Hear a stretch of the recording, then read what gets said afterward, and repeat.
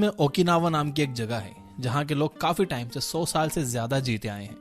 हमारे यहाँ बहुत कम लोग हैं जो 100 की एज को क्रॉस कर पाते हैं, लेकिन इस जगह पर बहुत कम लोग हैं जो नेचुरल कॉजेज की वजह से 100 साल से पहले मर जाते हैं। इनफैक्ट आपको यहाँ पर 80 साल की उम्र के लोग खेतों में मेहनत करते हुए मिल जाएंगे। इकिगाई नाम के बुक में कुछ राइटर्स ने इस कल्चर को एक्सप्लोर किया और ये देखा कि आखिर ये लोग ऐसा क्या कर रहे हैं जो कि ये लंबे टाइम तक जी पाते हैं। इन्हें ज्यादा बीमारी नहीं होती और ये ओल्ड एज में भी काफी फिट और एक्टिव रहते हैं। वैसे तो इस बुक में हेल्थ के काफी सारे एस्पेक्ट्स को एक्सप्लोर किया गया है, जैसे yoga, physical activity and work life culture. लेकिन इस वीडियो में हम स्पेसिफिकली देखेंगे इस कल्चर में लोगों के खाने से रिलेटेड हैबिट्स क्या हैं। हम देखेंगे कि यहाँ के लोग किस तरह से अपने खाने को खाते हैं जिससे ना सिर्फ ये लंबा जीते हैं बल्कि इन्हें बीमारियां भी कम होती हैं और ये बूढ़ी उम्र में भी खेतों में काम कर पाते हैं। सबसे पहले आपको ये समझना होगा कि खाना आपकी बॉडी में पचता कैसे एंड आपकी बॉडी में खाना सच में पच रहा है या सड़ रहा है। खाने का डाइजेशन हमारे मुंह में ही स्टार्ट हो जाता है। हमारे मुंह में प्रोड्यूस होने वाला सलाइवा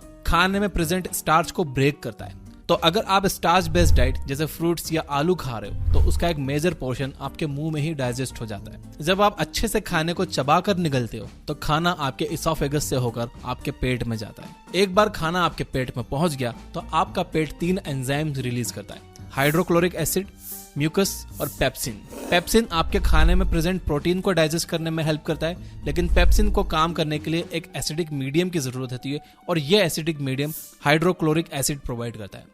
अब क्योंकि हाइड्रोक्लोरिक एसिड एक बहुत ही स्ट्रॉन्ग एसिड है जो आपके पेट को काट सकता है, इसलिए आपके पेट में म्यूकस भी रिलीज होता है जो आपके पेट के इनर वॉल्स को चारों तरफ से घेर लेता है और उसे प्रोटेक्ट करता है। अगर आपके पेट में म्यूकस कम हो जाए या हाइड्रोक्लोरिक एसिड बढ़ जाए तो ये एसिड हमारे पेट के इनर वॉल्स को नुकसान पहुंचाने लगता है और हमारे पेट में छाले पड़ जाते हैं जिन्हें अल्सर भी कहा जाता है। जब पेट में ये तीनों एंजाइम्स आ जाते हैं तो पेट एक चर्निंग एक्टिविटी करने लगता है, वो श्रिंक करता है और फिर एक्सपांड करता है। इससे पेट के एंजाइम्स खाने में हर तरफ से मिल जाते हैं और खाना अच्छे से डाइजेस्ट हो जाता है। अब यहाँ पर समझने वाली बात यह है कि अगर आप पूरा पेट भरकर खाना खा लेते हो तो उसे चर्निंग एक्टिविटी करने की जगह ही नहीं मिलती और वो खाना ज्यादा टाइम तक आपके पेट में पड़ा हुआ सड़ता है।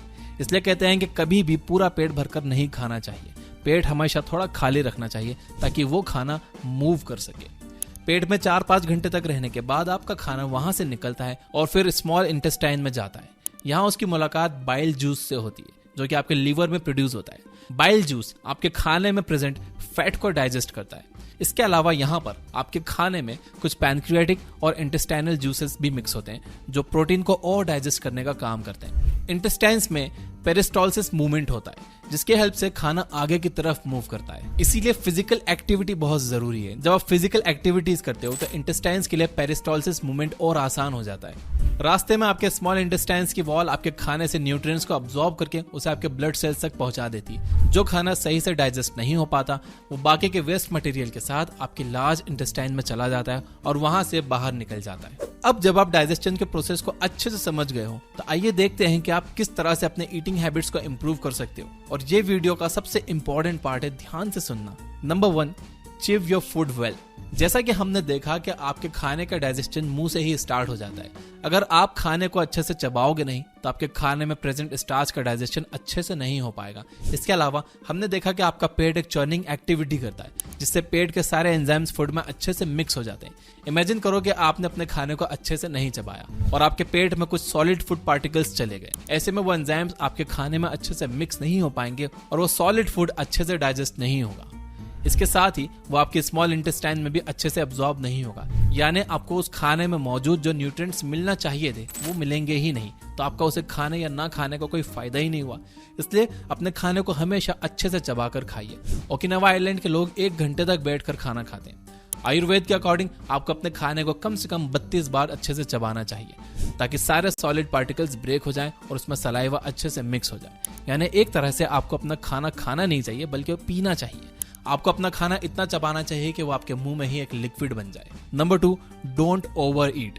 हमें लगता है कि ज्यादा खाने से हमारे अंदर ज्यादा एनर्जी रहेगी और हम हेल्दी रहेंगे, लेकिन ऐसा नहीं। इकिगाई में कहा गया है कि आपको अपना खाना सिर्फ 80% कैपेसिटी तक खाना चाहिए। हमने देखा कि आपके पेट में एक चर्निंग एक्टिविटी होती है जिससे आपके पेट में मौजूद एंजाइम्स आपके खाने में मिक्स हो जाते हैं। इमेजिन कीजिए कि आपका पेट पूरी तरह से खाने से भरा हुआ है और उसमें बिल्कुल स्पेस नहीं है। ऐसे में आपके पेट को चर्न करने में प्रॉब्लम होगी, उसमें एंजाइम्स अच्छे से मिक्स नहीं हो पाएंगे एंड आपका खाना पचेगा नहीं बल्कि सड़ेगा। एंड जब खाना सड़ता है तो हमें एसिडिटी होती है, मुंह से बदबू आने लगती है। इसलिए आप कभी भी पूरा पेट भरकर मत खाओ। Number 3, don't drink water after eating food. अगर आपने बचपन में रसना पिया है तो आपको पता होगा कि उसमें एक लिमिट तक पानी डालते हैं। अगर आप उसमें बहुत ज्यादा पानी डाल दोगे तो उसका टेस्ट फीका हो जाएगा।